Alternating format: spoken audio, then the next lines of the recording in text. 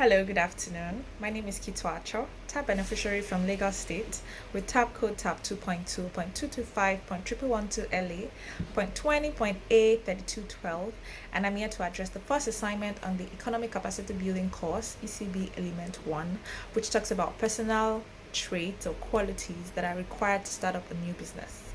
Well, ECB finally started, and the course already looks challenging. But it would appear that I have some of the qualities I'm about to talk about today, so it looks like I'm going to be seeing ECB through by God's grace. So, very briefly, I'll touch on some of the qualities that I've found. I'm not going to address all, there are quite a number of them, but in no particular order, I've gotten about 12 that I think are important for anybody to be able to start up a business successfully. And so, I'll be very briefly touching on vision, initiative, discipline, confidence, bravery, flexibility, determination, resilience or tenacity, creativity, passion, people skill, work ethics, and competitiveness. So, generally, we know that people are not born the same, which means that some people will readily acquire success than others. And mostly because some of those people who are successful already have these traits in them. They've already acquired it probably over time as they were growing, while some others would have to necessarily put in the effort to just acquire these traits just so that they can become successful. But then again, that aside, it is not wise that anybody starting up a business would do so just based on luck or chance. It is important that you do the necessary things, you put the necessary things in place, you do your own work, you know your onions before you venture into any business at all. So, very briefly, let's start with vision.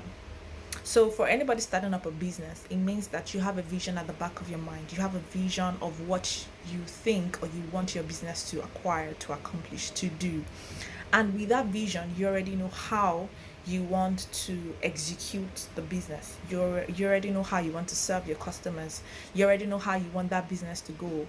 And knowing that is not enough. It is also important that you communicate that vision to the people working with you, to your co-workers, your partners, your accountant, your bankers, your lawyers, so that everyone is carried along and they can all work towards that vision in the same way that you want it to be worked on. Secondly, is initiative. So you already have the vision. It is important that as an entrepreneur, you're able to take initiatives that will move your business forward. So there are certain things that you might have started with the business with, but as you grow along with the business, you discover that there are some things you need to learn, there are some things you need to pick up on the way, and that's where initiative comes into play. Initiative says that you see that this thing is lacking in your business, and then the onus lies on you to be able to pick up the initiative to learn that thing, to introduce into your business or to incorporate it into your business, to make your staff or co-workers learn it so that your business is able to move forward. And it can be scary, yes, because testing new waters is scary for everybody. Change is not easily acceptable by everybody, but as an entrepreneur, change is something that you need to adapt to, because taking initiatives means that you need to acquire or incorporate some changes into your business that you might not readily want to do. But for the greater good, yes, initiative is key. And so, we'll move on to the next one, which is confidence. So, confidence says that before you even started the business venture, you have to know by yourself, for yourself, that you can do this, that you can accomplish this, that you can acquire this, that you can push this, that you can achieve it. Because along the way, people are going to mock you, people are going to try to talk you out of it, people are going to talk you down, people who are, you know, scared by themselves want you to be in their shoes. They probably don't like that you have taken the initiative to go ahead of them, and so they want to pull you down. So it is important that as a business owner or as an entrepreneur venturing into something, you already have that confidence, so that even when somebody or something is trying to shake you off, that confidence is able to keep you going, right? You must believe that you can do this, because challenges will always come, and confidence helps you scale through these challenges. So is bravery. So having confidence, you also have to be brave, because approaching new territories requires a lot of guts.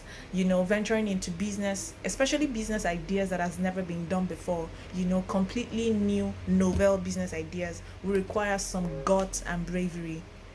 And so as an entrepreneur, it is important that you have a measure, you have a healthy dose of bravery so that you can confront any fear that comes your way, and you're able to conquer anything that might want to bring you down. Venturing into a business is not for the faint-hearted. So there will always be a level of risk that you're going to have to encounter as an entrepreneur, and your business would also be better if you took on this risk than if you didn't, right? So it's just like investment. The high risk investment are usually the ones that have the highest or greatest return on investment. So the same can apply to your business, but you will need bravery to be able to take your business to, you know, exponential length if you're not willing to take on the risk. So bravery is key. So next is flexibility. So you already have a vision of what your business will look like, of what you want to do, but then again, you don't want to be rigid. You want to be flexible. So if you've had a certain way of doing things and you've probably been getting conflicts from people, or the satisfaction is not 100% yet, there are new ways to do things. There are new ways to approach things, and flexibility will help you do that, because flexibility opens you up to be able to say, okay, I can try another way of doing this. Like I can always bring up another way of serving my customers, of meeting, you know, the satisfaction and the needs of people that I'm serving. So flexibility allows your business to expand. It allows your business to grow. It also allows you as an entrepreneur to evolve. You know, the more you evolve, the more your business evolves. And then we talk about determination, or tenacity, or resilience, if you will. So basically, what this point is talking about is your doggedness, the determination to stay and stand regardless of what is coming your way, regardless of what is eating or striking your business.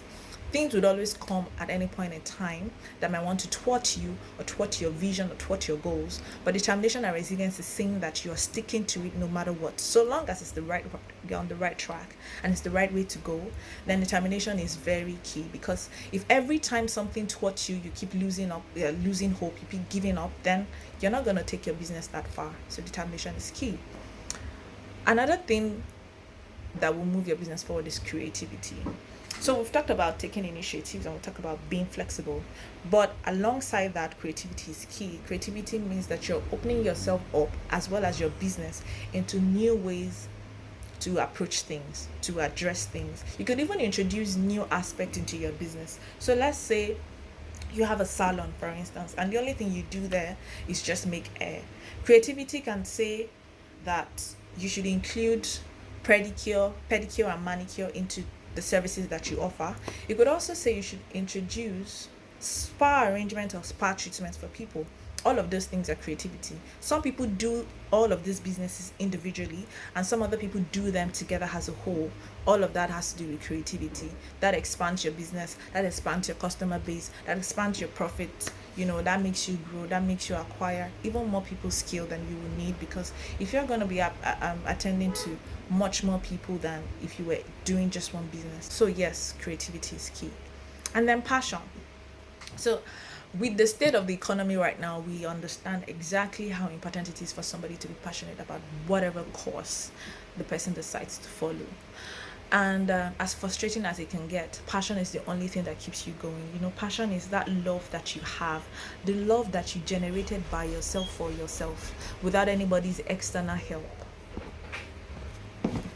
So passion is that thing that helps you, you know, that keeps you going. Passion is that thing that keeps you hanging on, because you know that you love this. This is what you want to do. You're passionate about it. Nobody can even talk you out of it. When you run out of money, when you encounter stumbling blocks, you know, when things are not working, in which case they would always happen at some point in time in the business. Passion keeps you staying there, knowing that this is just a phase and it will pass. And so, talking about expanding the business, it is also important to acquire people's skill. So people's skill is key, because you're going to be addressing and meeting various kind of people in your business, you know, from the suppliers to the dispatch people, to the bankers, to the lawyers, to the customers, to the end users. You're going to meet people, and nothing brings a business down as faster as people not being satisfied with your services or with your goods, or how you relate to them. Customer relation is key, and that has to circulate around everybody involved in the business, not just you as the entrepreneur or the business owner.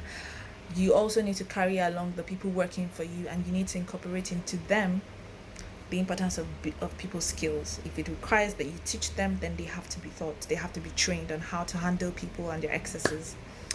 Okay, another important aspect that I should have addressed earlier would be discipline. See, all of the points that I've earlier discussed would not hold if discipline is not in play. As an entrepreneur, as a business owner, discipline is tantamount. Discipline is key. Discipline has to be in place. Discipline is what would make or mar your business. You know, people can be lackadaisical about their business. They can decide to resume work at noon and can decide to close up by evening. And another person has the discipline that I get to work as early as possible. I leave maybe not as late as possible, but I leave, having fully satisfied my goals for the day. Discipline helps you do that. So as a new business owner, especially somebody venturing into something new, just starting up, you need to be able to communicate your seriousness to your customers. So lastly, we talk about competitiveness and work ethics. Work ethics simply talks about maintaining ethical behavior in your business. See, the absence of work ethics can tell on the prospect of a business on the long run. So it is important to establish that from the word go. And competitiveness simply just talks about being and remaining motivated enough to keep going so that you do not remain complacent or become mediocre as an entrepreneur. And so I hope that with these few points of mine, I've been able to do justice to the assignment. Thank you. Bye and see you next time.